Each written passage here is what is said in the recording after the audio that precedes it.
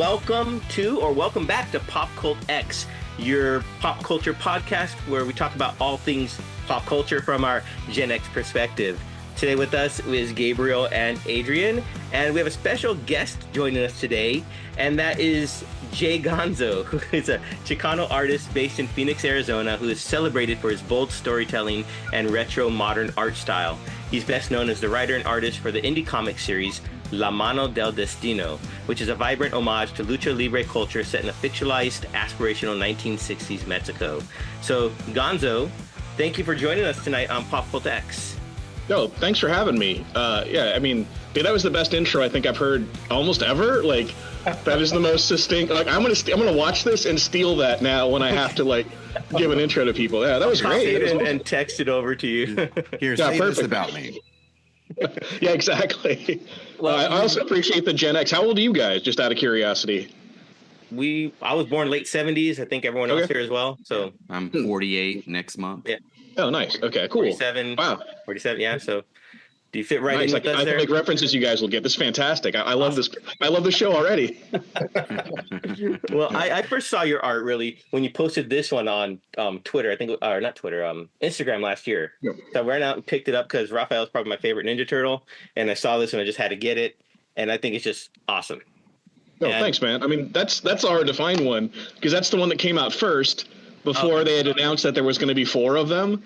And it's on the Saturday Morning Adventures, which is the kids' book. Yeah. So, people have all 4 of those, really got on early, so I appreciate it. Very cool. Very cool. I know, and the reason I contacted you to appear on this show is because Adrian last week on our episode, for our little show and tell, brought up your book that he was reading. And Adrian, and that's the Mano del Destino. So I looked into it. It looks really fascinating, really cool. I read a little bit of it. Adrian, you want to jump in here and give us any comments, feedback on that?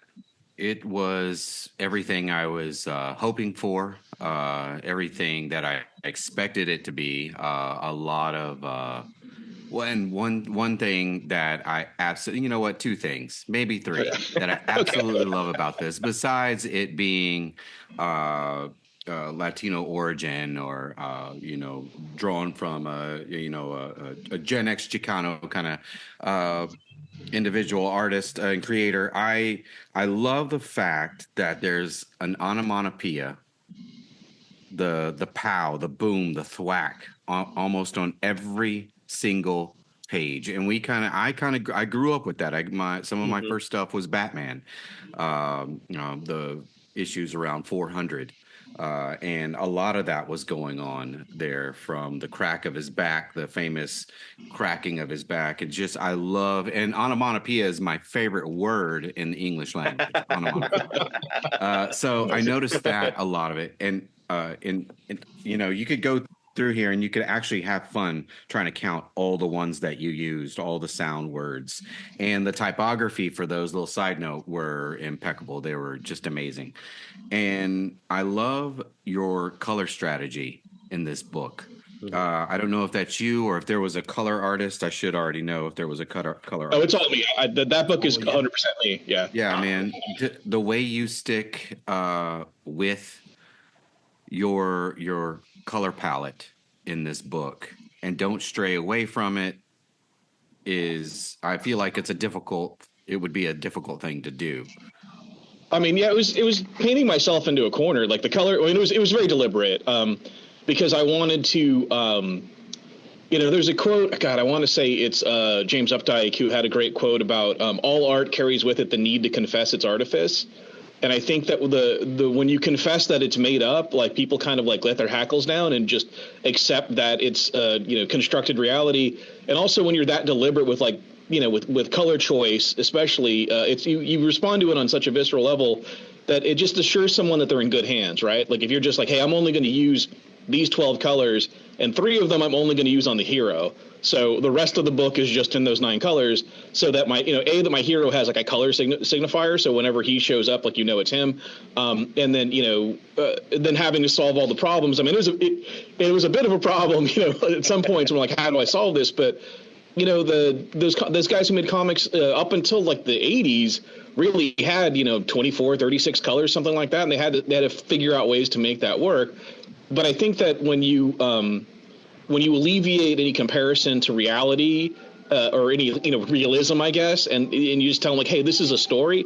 It's a little like a magician just going like, hey, this is a magic trick. Like, I don't think you're a real wizard. I don't think you're really making people disappear or cutting people in half. But like, you're more apt to like go with the flow and accept the reality on its own terms than to like start making comparisons to like fidelity to reality. Like, oh, this doesn't look like an X or Y or Z. Like, I just I wanted this like kind of admission of artifice at the very beginning. Like, hey, this is a world, not the world, and so just kind of go with it.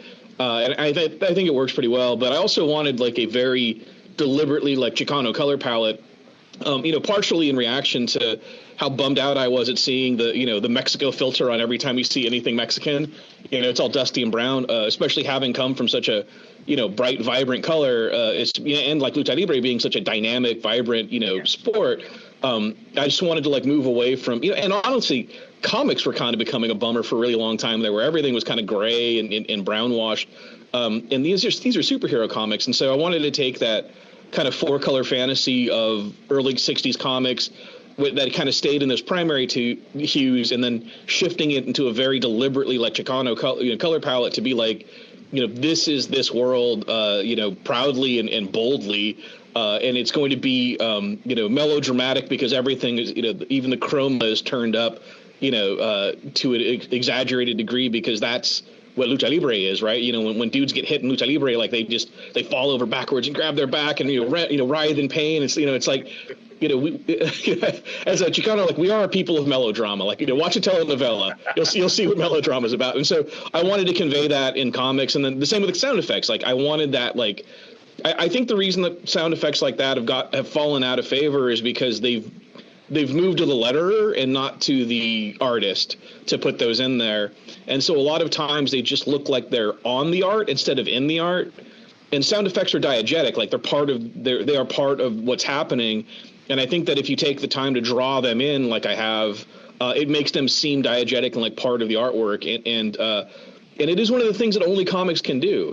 Like I think there's a lot of talk about like everything getting ported over to other media, and this that being some kind of weird measure of success. But I'm like, man, you can't do the things in comics that you can that you can't do them in movies as well. You can't do them even in animation. So I dig leaning into the fact that it's comic, and now the limitations of comic books, the fact that they're silent, the fact that they're flat, the fact that they're still, all become an asset, because now that I'm taking advantage of that, because it'd be hard to make a movie that was in 12 colors, right? Or it'd be hard to make a movie where sound effects like pop in and out, although Scott Pilgrim did a pretty good job of that. But I've seen it to varying degree. But I think that takes those kind of audiences out of it, whereas comics readers will look at it and be like, oh yeah, comics. Like it's like a friendly reminder of like this thing that I love. Like this, yeah, it's doing the thing that only you can do here. So that's my really long-winded answer to your statement.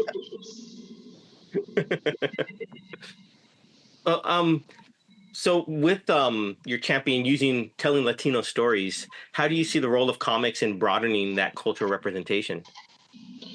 I think there's just like a dude like me, one person can just sit and make it. Like I don't have to get a studio to sign off on it. I don't have to get a publisher to sign off on it. Like I can just tell the story that only I can tell. And, there's a certain, I don't fault like big publishers. So, like a little bit of backstory here. So when I left one of my jobs working for a comic and toy company, I was out looking for more work, and I was looking to just to get a job as like a penciler, inker, whatever, just out there, at cons showing my portfolio off. And I had these pages, I had like 9 pages of La Mano put together.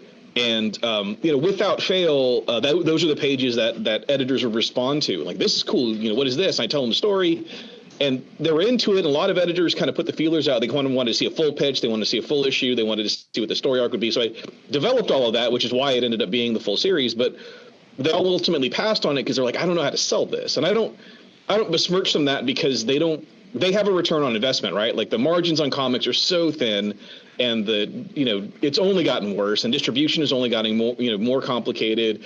And so there wasn't room for a publisher to have success with what I was doing. But I feel the benefit of comics is I can just make a comic, like I don't need permission. I don't need help, and I don't need quite the network that used to be there, the monopoly that Diamond used to be. So it allowed me just to dig into a kind of niche storytelling that I've found like a kind of a universality in, right? Like I find that, like, the things I respond to are extremely personal to the people who make them, but in how niche that is and how private and personal that is, it gains a universality because everyone kind of, everyone knows struggle, right? Everyone knows, what it's like to like have a long road to hoe before you get to, what you think you want, and everyone's gotten what they thought they want and gone like, oh man, this isn't what I wanted at all. I thought this was something different. Like, we can all relate to that, but this is just specifically framed in this world of like lucha libre, and it allows me to, have an unlimited budget. It allows me to, make a period piece. Because if I wanted to make this a movie and I'm talking to a studio, I'm like, hey, this happens in the 60s. It really only makes sense in the 60s. So now we can't just buy clothes off the rack. We have to, hire someone to go find all these vintage clothes. Oh yeah, every car in there has to be a vintage car now. If we have an exterior shot, we got to take all the satellite dishes down, like all of that stuff. Like, they can't do that, for this little, Latino movie about lucha, like no one's going to do that. Right. Like, so I get to make that unlimited budget movie with all of the architecture and the set deck and the costuming, all period correct.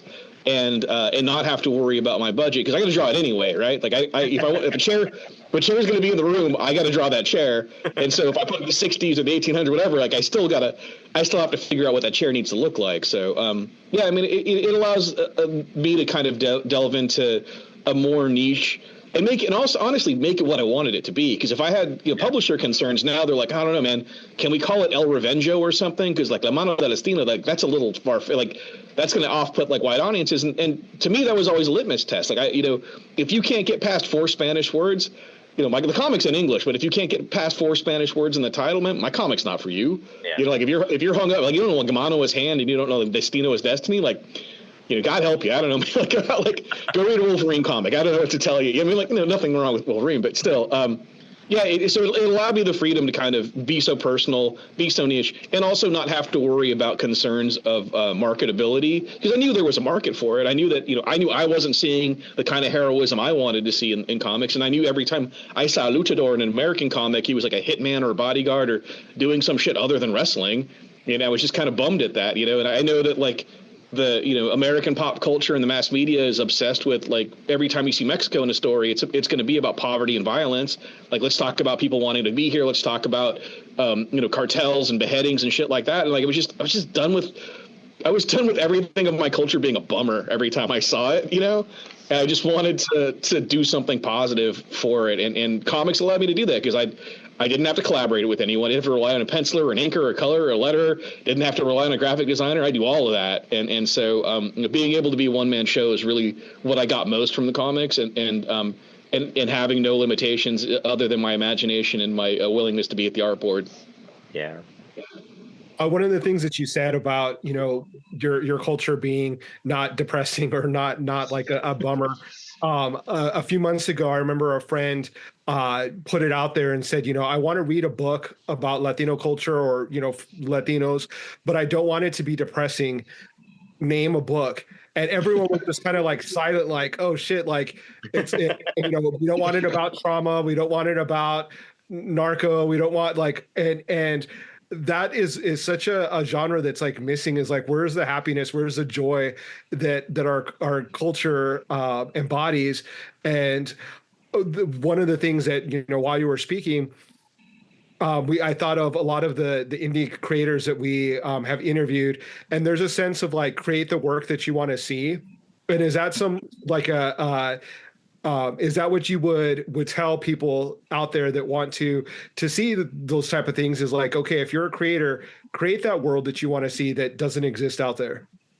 Absolutely. Like that, my number one advice that I give to aspiring artists is draw like you mean it. Like make meaningful work is all I can tell any aspiring creative. Like don't money grab, like, go for a money grab. Don't try to like think of what's popular, what's going to sell. All like, we got, Marvel and DC are handling that, like those kind of like what's going to sell, what's going to move units. Like that's being handled at a corporate level that you as an individual could never compete with. So don't worry about it. But what you can do is make the book that you would want to read.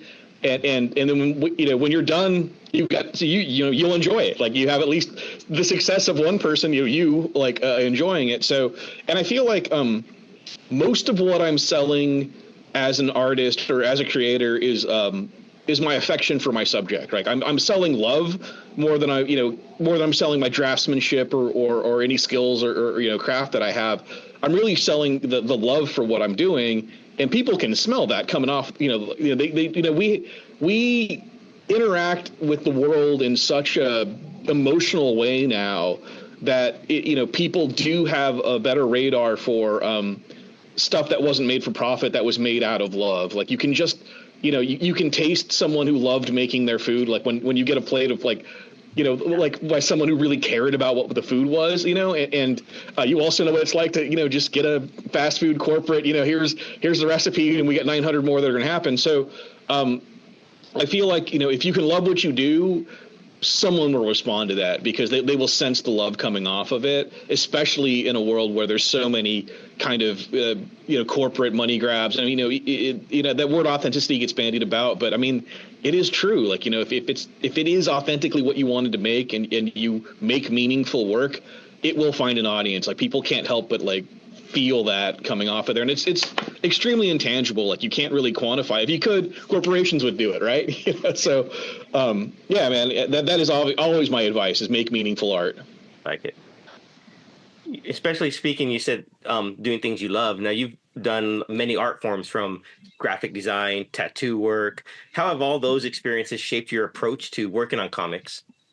The graphic design definitely helps with the, how the book looks. Like I think like a designer, I think about like the emotional truth of a moment. I mean, my time as a graphic designer went from being like a, junior designer all the way up to being the creative director at an ad agency. I had Don Draper's job. I had the corner office. I had a staff and a secretary, all of that stuff, and what that aspect of it taught me when you're thinking about marketing in terms of campaigns and emotional resonance and brand promise and those sorts of things, they're always about like I talk about this a lot, and I've made some videos about it. Is like, what are you really selling, right? Like, what's the emotional truth here, and not the like, the widgets or whatever it is you think you're manufacturing. The example I always give is that, Nike doesn't sell athletic equipment.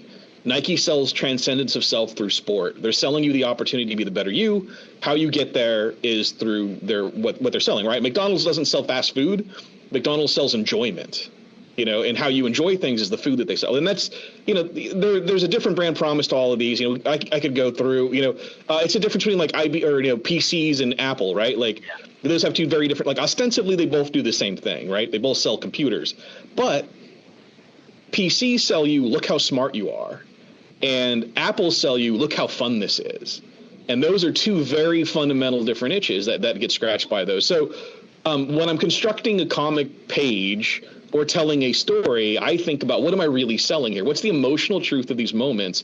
And how can I reflect that in panel placement alone, right? Like just how big the panels are, how the panels are related. Before anything goes in the panels, before I pick colors, before there's any set or setting, it's just like literally. So in every 2-page spread, I like there to be some kind of emotional journey, like going from some emotional state change. You go from happy to sad or from calm to angry, whatever. If I'm going from calm to angry, how can I show that just in panel placement? Well, I can have very square, even panels on the left-hand side, and then as we get over to the right, like they're getting a little thinner and a little more jagged, there's a little more space, and maybe some of them are rotated more, and you can just see the frustration, the frenetic energy building up just in how the panels are before I draw anyone with an angry face. And then what is the camera angle that reflects the emotional truth of that?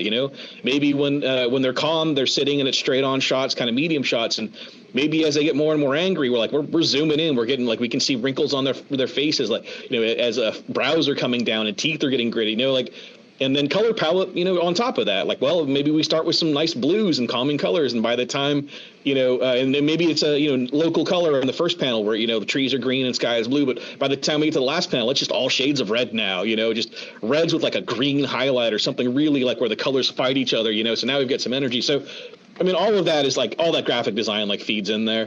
The tattooing taught me to not be precious.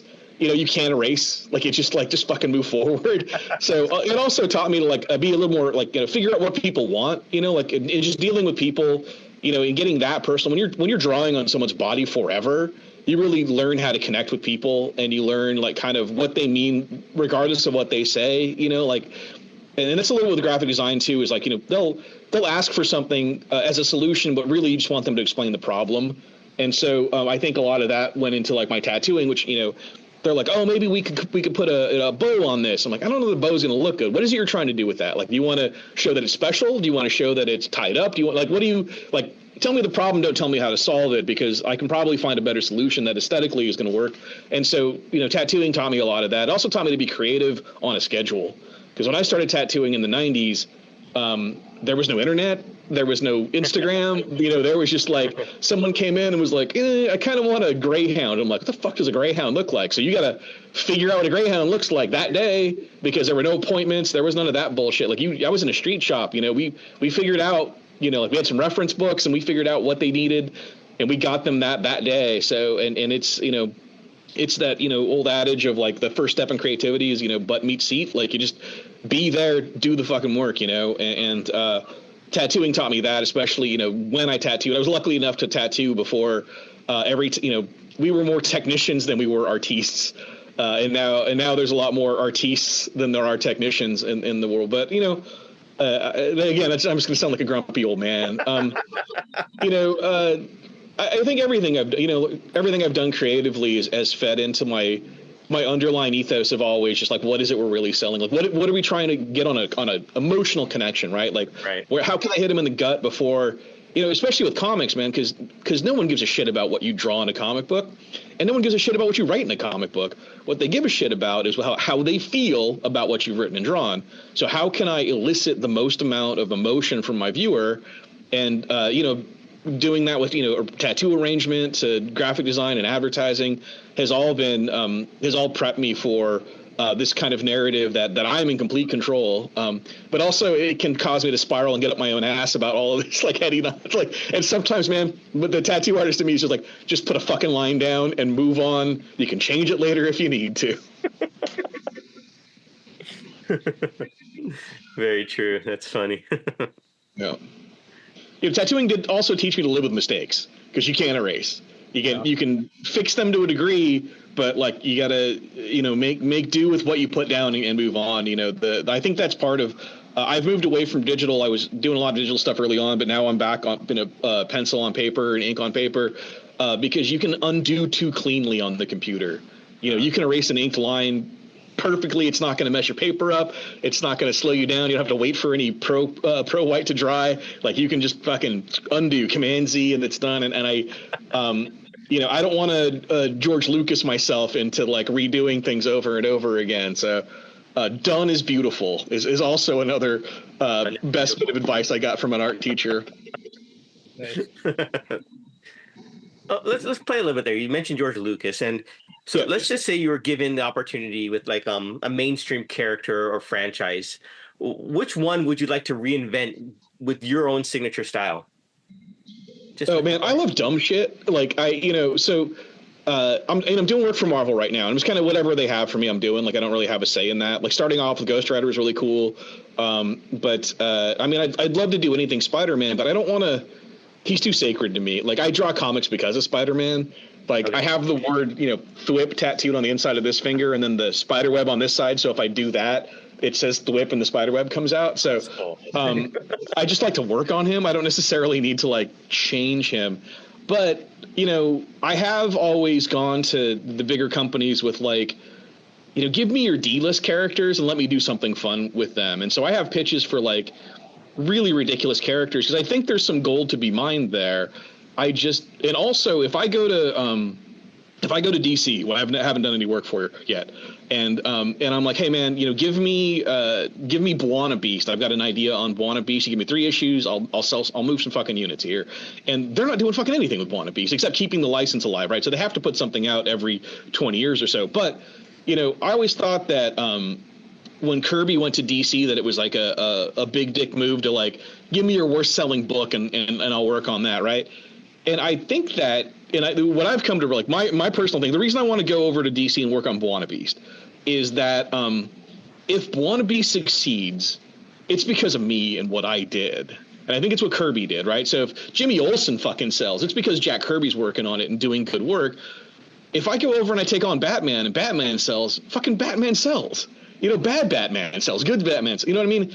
And honestly, all I can do is fuck that up. Like, all I'm going to do if I take Superman on is make it worse, because I have ideas for it, but I don't think that anything I do to Superman is ever going to touch like the Byrne stuff that happened in the 80s. I don't think that it's going to touch, any of the stuff that happened in the 60s. Like, I just, the same with Batman. It's like, I love what Miller did in the 80s, and I think that time that was super revolutionary. But like, people have been doing that Miller thing for like how much more depressing can we get? Like, I mean, that last movie was just like, oh, we're going to make Bruce Wayne depressed now too. There is going to be no juxtaposition. There is no contrast. It's just depressed ass brooding Batman and depressed ass brooding Bruce Wayne, which it really erodes at the fun of like, I got my problems with that movie. That's a whole other conversation. But so yeah, I would be like, yeah, man, go to DC. I'm like, yeah, hand me Wanna Beast. If I go to Marvel, I'm like, hand me Two Gun Kid, hand me Sunfire. Like, I got some cool fucking stories I want to tell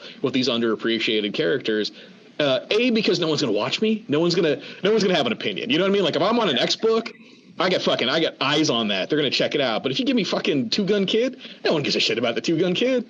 And if I sell Two Gun Kid units, fucking that's all me, man. Like, I did that. So if I sell Wolverine books, Wolverine did that. Fucking Hugh Jackman did that, right? Like, I can make no, like, I'm only partially, fractionally can I make some kind of claim to that. So yeah, but those are the things I would love to do. Like, I have, so there's Two Gun Kid story I have. There's, which is Marvel. I've got a Sunfire story. DC, I've got Wanna Beast, and what was the other thing I have? I have these, like, all just kind of, like, laid out somewhere. Mostly because, if they ever ask me, I just want it to be, like, so out of left field. Or like, what? I'm like, no, I really want to do this fucking Wanna Beast story.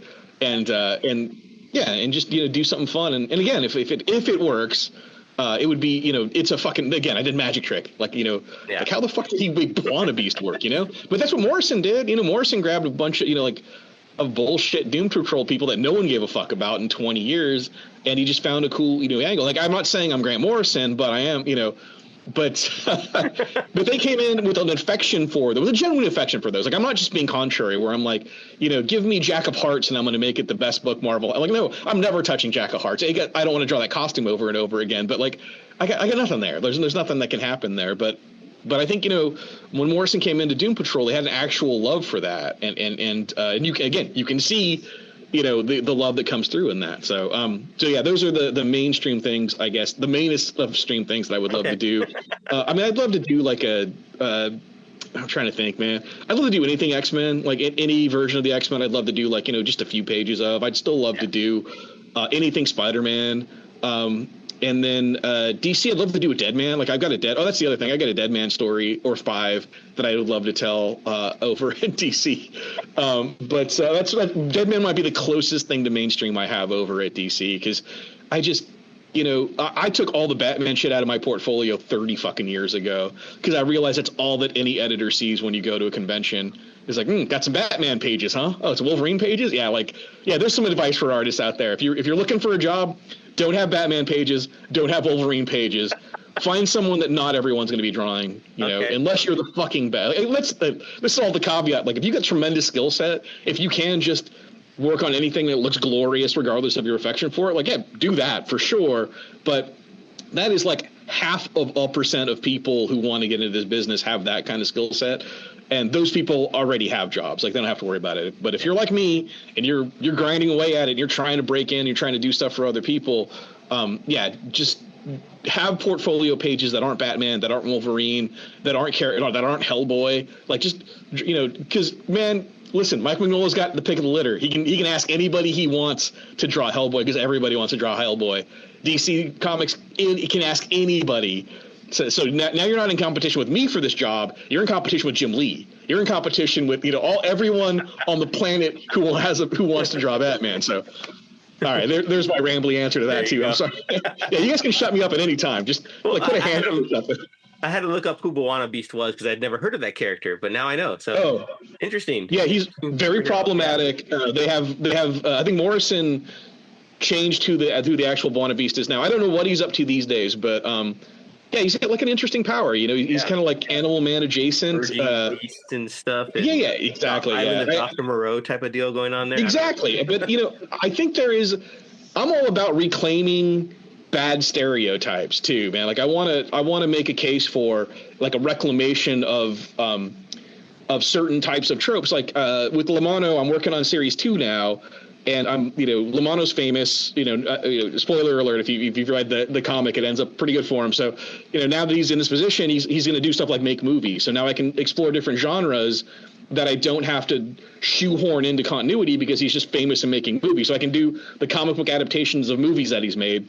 And so I'm taking on like James Bond movies, and he's not a womanizer. He's not like, in fact, his superpower kind of ends up being that he's not a womanizer. And I can take these kind of problematic genres that were a little bit of like otherizing, like, James Bond would always go to like some weird locale, and the people there were always, kind of dumb, and like, it's very like white savior, right? And very, like, look at all these dumb people. But I can now send, Lamano over to, he's going to Tangier, and I can celebrate the indigenous people of that culture and have them be like legitimate parts of the story.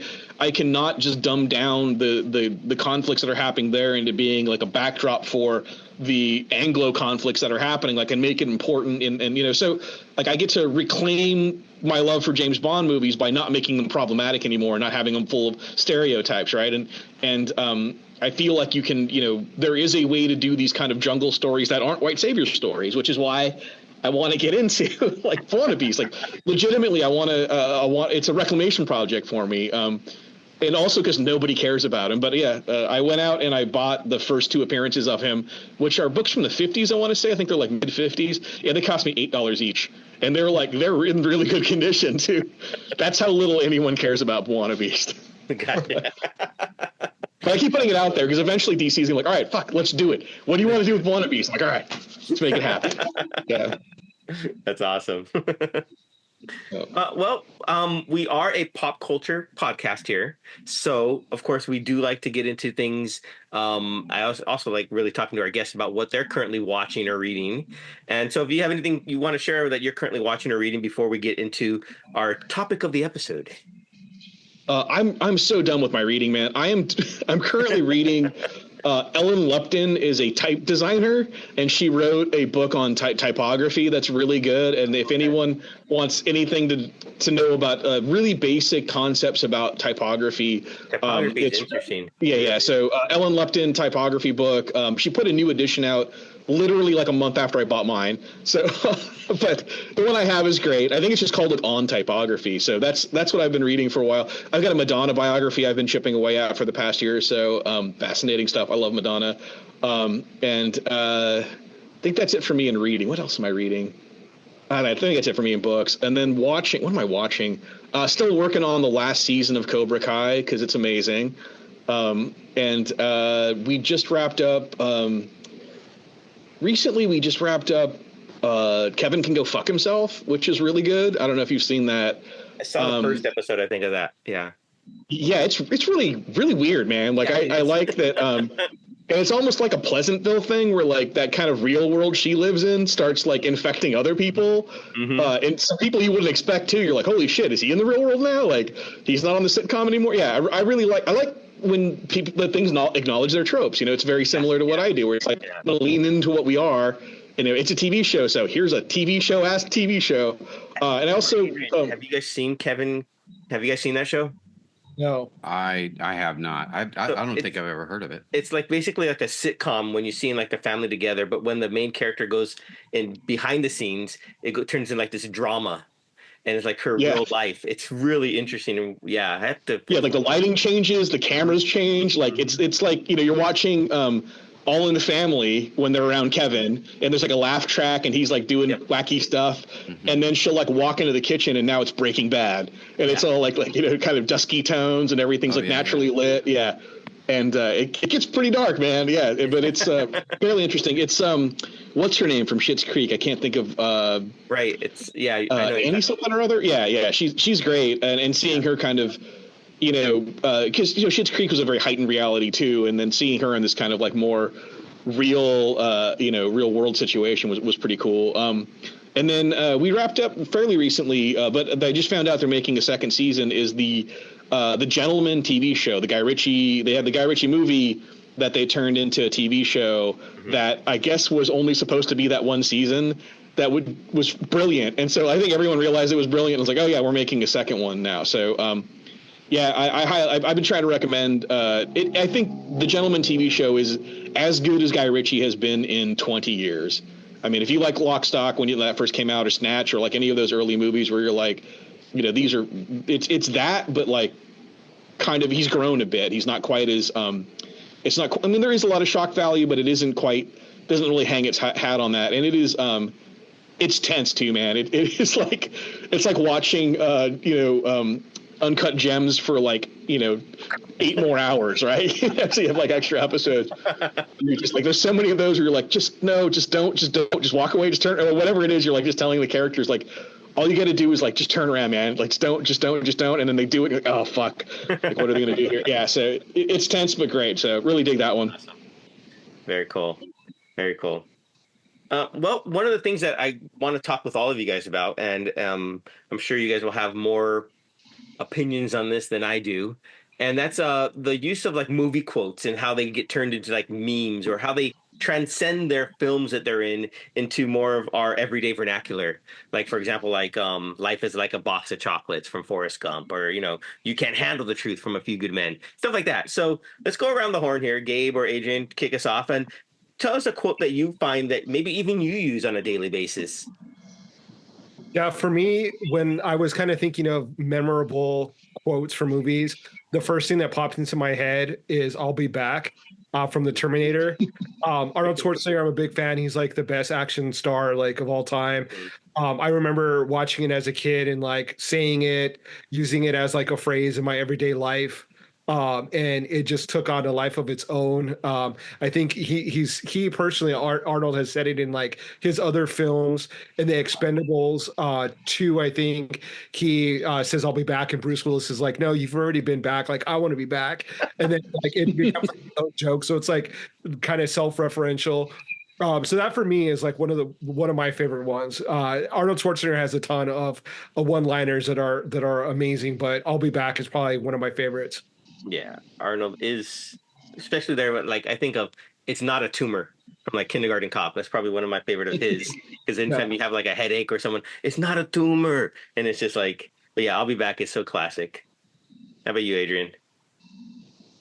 You'll find me on a daily basis just having a full-on conversation with my kids or my wife, all in movie quotes. Awesome. Sometimes they have no idea if what daddy says was real from my dome or if it's from a movie. So most of the, and I'll have friends that do that as well.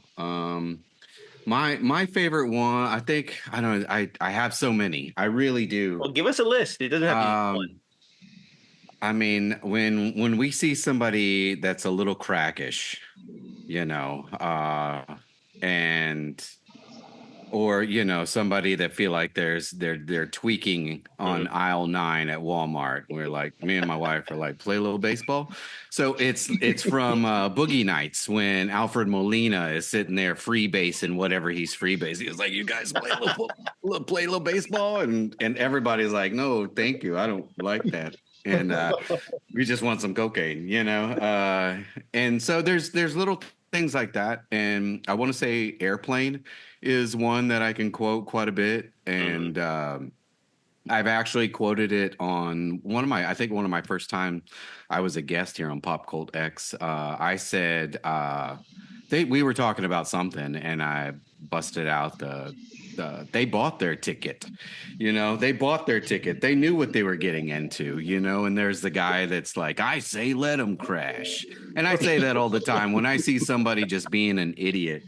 And most of the time I try my best at doing the proper voice that the line is delivered in. Okay. Is delivered in as well. So yes, Arnold Schwarzenegger is definitely one that I've quoted a bazillion times.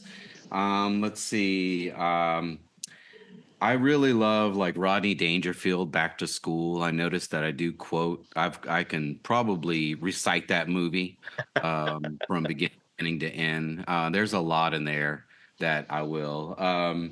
Maybe some that's inappropriate to even say. I don't even want to have a recording of me saying it out loud. But there's times where I see somebody like really pigging out and like just like or spilling food off. He comes into the office and everybody's in Back to School with Rodney Dangerfield. He comes into the office, everybody's pigging out, and he was like, "Take it easy, don't get any on the walls." And so when I see somebody just like going for it, I'm like, or my kid is doing stuff and stuff's falling all over the plate. And I'm like, don't get any on the walls, kid. But yeah, and Clark W. Griswold, he's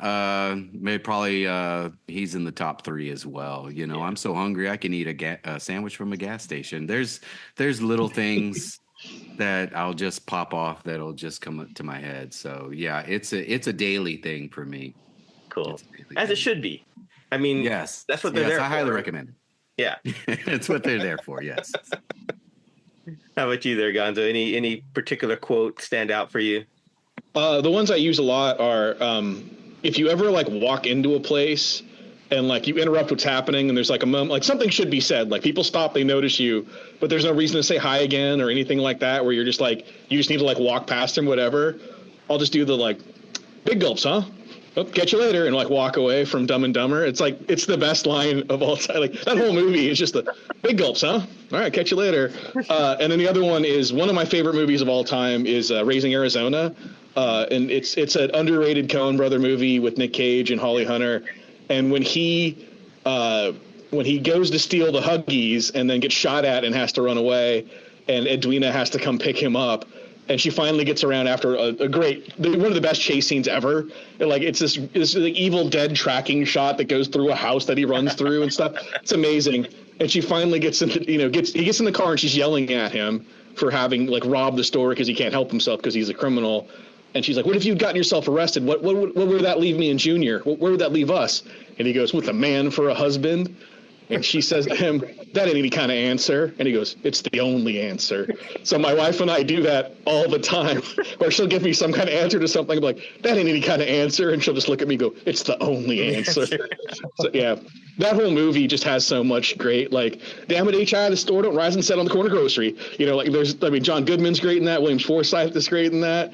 Randall Tex Cobb. Like there's just, that whole movie is just completely, is completely rife with just so many good lines. But with a man for a husband, or that ain't any kind of answers, is the one I go to on a daily basis. I also quote Real Genius a lot, that Val Kilmer movie from with William Atherton that happened back in 85, 86 or something. There's a lot of that. Would you qualify that as a design error or a launch problem? Like if something breaks, like I'll quote that ad, or I'll be like, "Let's take a step back, let's take a step forward, no, take a step back, take a step forward, take a step back," and now we're cha-chaing. Like there's so many great. Real Genius is just a line a minute. So I go to that one a lot of the time. I do a lot of They Live, which is just Roddy Piper for like 90 minutes, giving you some of the best, who hasn't come here to kick ass and chew bubble gum, you're all out of bubble gum.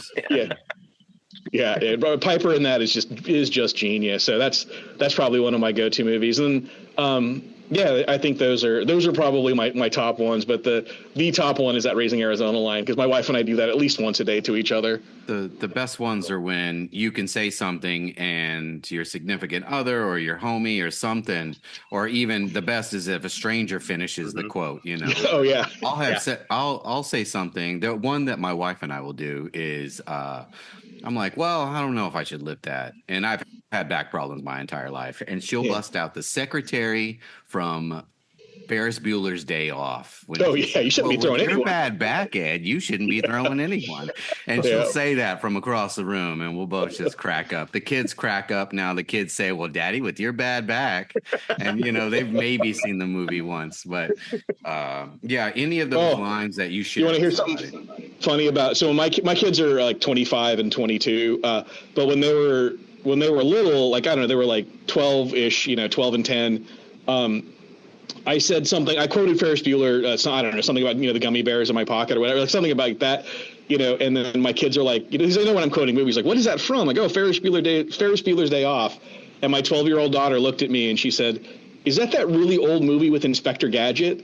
And I was like, "Oh, fuck, it is, isn't it?" Yes. Yes, it is. That's true. Hit me in my soul. That hurts. Yeah. Yep. speaking of the Dumb and Dumber one that you mentioned, Gonzo, I read somewhere I thought that Jim Carrey improvised that line. Like, yeah, those guys were like just hanging out up they were front, just like hanging out. Yeah. yeah, exactly. It's funnier. Yeah, exactly. It is the best line in there. Yeah, I love that guy. Yep.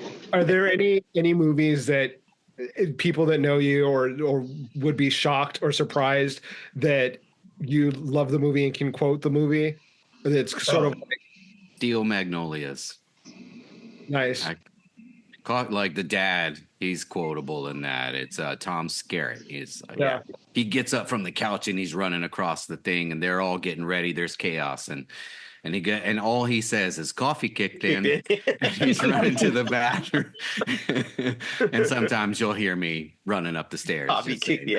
Coffee kicked in. And, it's I fun. say that line too. But yeah, Yep. Steel Magnolias on this one.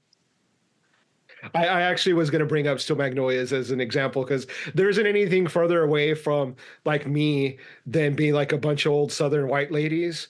Like, so it's like, it's a perfect movie to quote just as like what I think one of my favorite lines is, I'm not crazy. I've just been in a bad mood for the last 40 years. Such a good line. Yeah, that's true. Although one of my favorite movies, even though it is more similar to me, that I quote probably on a daily basis is Wayne's World.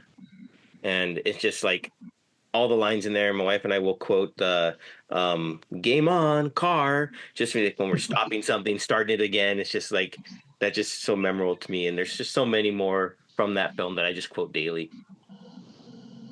I don't share too many of the memes. You mentioned memes in there and like quotes. Yes. I'll do like some of my favorite moments, like the still frame at the end of Karate Kid, where Mr. Miyagi's really proud of Daniel for winning, and it like freeze frames on on Pat Morita's face at the very end of the movie.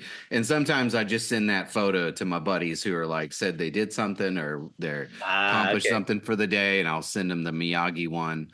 Or when I'm celebrating, I'll send DiCaprio from Wolf of Wall Street doing the straight break dancing at the wedding thing when I'm a little excited on the family text. Like I'll send stuff like that, gifts, but not so much with like quotes on them. Yeah, I'll just say them myself. I'll just reenact them myself.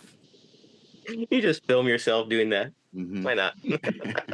Are there any quotes from movies that other people say that are really popular that drive you crazy when you hear them? Ooh.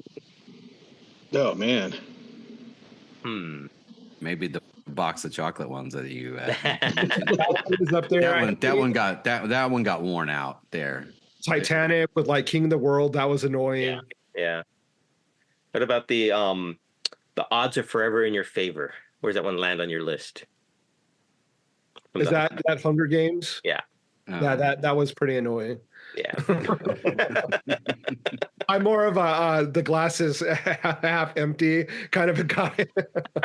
Instead of what I love, I like what I hate. It seems interesting to me that we're all Gen X, but all our movie references, most of them that we enjoy, come from mid-'80s films, right? So, and I don't know if that's just what we grew up on, what we just enjoy the most, or it's what makes the most sense to us now. Find that very. Oh man, I'll quote like not a day goes by that I don't quote The Kids in the Hall. Like I just like that made such a huge impression on me. Like I think I was like 12 or 13 when that first showed up, and and I've done it in like meetings, like straight up, like and people are like, what are you even fucking talking about? Like, especially if someone pauses after they say but first, if they're like, okay, we're gonna do this, blah blah blah, but first.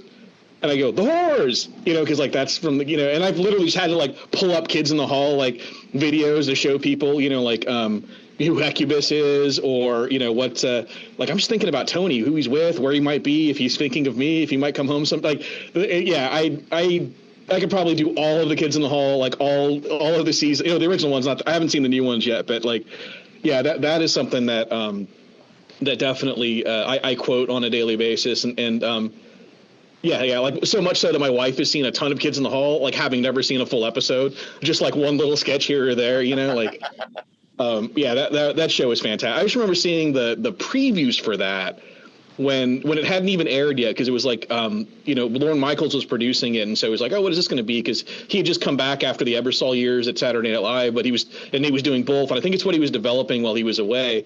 But there was a preview just listing off like other sketch shows, SCTV, Saturday Night Live, blah, blah, blah, all these things that like I think we're currently on. And then it cut to like Mark McKinney as the devil, where he's like all painted red and stuff, and he just looks like straight down the barrel at the camera and goes, "Fuck those other guys. Watch the kids in the hall." And I was like, the fact that he said "fuck" in a promo, I was like, oh shit, I'm watching every bit of this. This is amazing. And then I also quote the young ones a lot to my friends. Like a lot of I don't know. You guys ever watch that British TV show, The Young Ones? Man, I don't. There's a certain age I think you have to be to have like. It was on MTV late at night.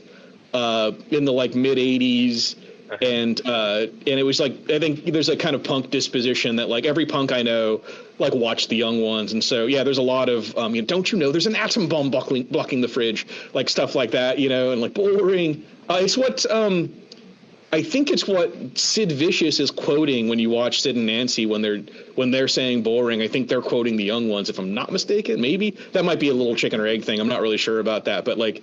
Yeah. There's another thing that like me and all my buddies would quote is like the TV shows, definitely. Young Ones, Kids in the Hall. Absolutely. Yeah. Awesome. Very cool. Very cool. Oh, man. Well, I think that's all the quotes I can deliver today. My brain's pretty fried. But Gonzo, thank you so much for joining us today on this episode of PopCultX. We really appreciate your time, your passion for your art, and passion for sharing it with us. We really do appreciate that. Well, thanks for having me, man. This was fun. Adrian, did you have any other questions? I mean, you're the one who was like really into the book. I don't want to feel like I did. Did you have any questions you want to ask before I go? Where you go? Yeah, thank you. No, I really didn't, man. I'm eager to dive into the next one. I really enjoyed everything you did here, and I appreciated. I feel like I appreciated the little things that you were hoping people saw, but maybe not if they didn't have that design eye. I'm a freelance graphic designer as well. Oh, right on. I did notice a lot of this stuff, everything from color to layout to even the change of style when they were doing some of the flashbacks or some of the side stories or something. That there was it felt like it was kind of Powerpuff Girl kind of style. The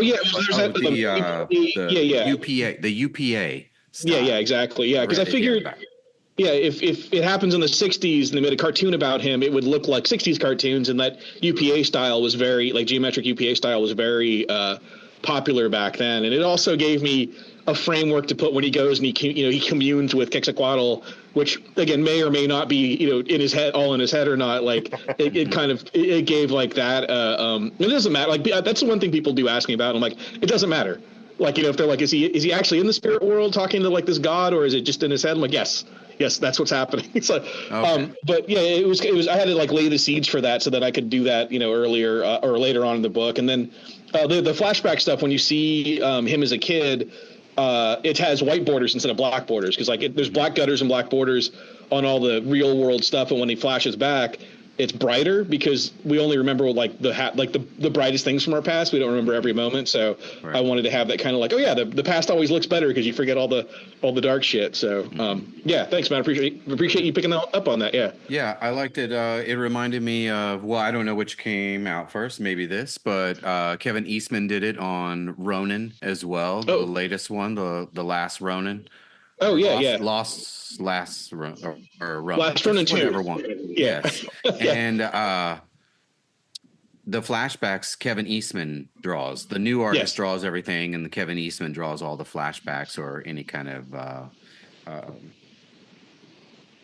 If that can be motivated, it can be really powerful. I think a lot of I learned that from Ralph Bakshi, the animator, the guy who made Fritz the Cat and that really old Lord of the Rings, and he did, what the fuck else did he? Did Wizards, I guess. So right back, Wizards, yeah. Yeah. So Wizards is great. You can watch it online. I recommend everybody watch Wizards. It's like 90 minutes. It's fantastic. All of that Mike Plug concept art is fantastic. Anyway, I saw an interview with Bakshi, and he's like, he talks about how he changes styles between scenes and stuff, and he's like, why do you have to like, why do you have to hold on to a style like for the entirety of the movie? It's like, if the scene calls for it, you can make it a different thing. It's like, and that's one of the benefits of animation is you can just change styles. And so I always thought that in comics that was kind of fun, where you could just like switch things up and like, this is a different kind of story being told in this section, so it can look a different way.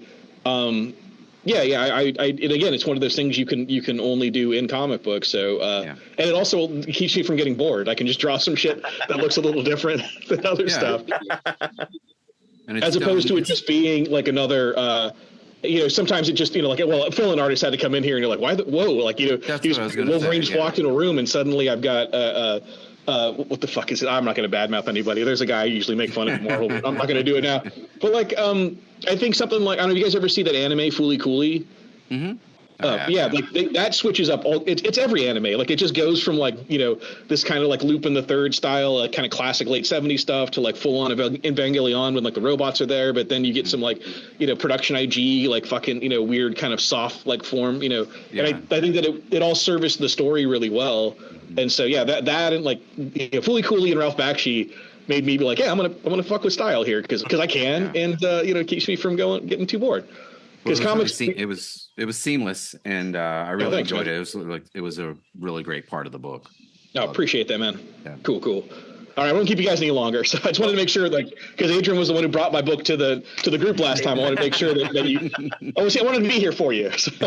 If people want to stay in touch with you, follow your journey, Gonzo, where can they find you best at? Instagram is probably my best one. So it's just at @JGonzoArt, all one word. The letter J, Gonzo Art, all one word. Give me a follow there.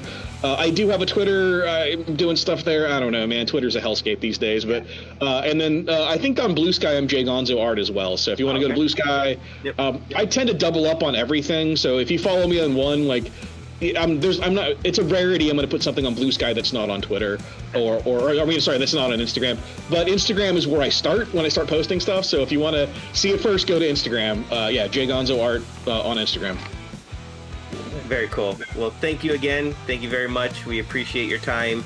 And everyone out there, make sure you go follow Gonzo on his Instagram, Blue Sky, and also like, share, and follow us everywhere else, PopCultX.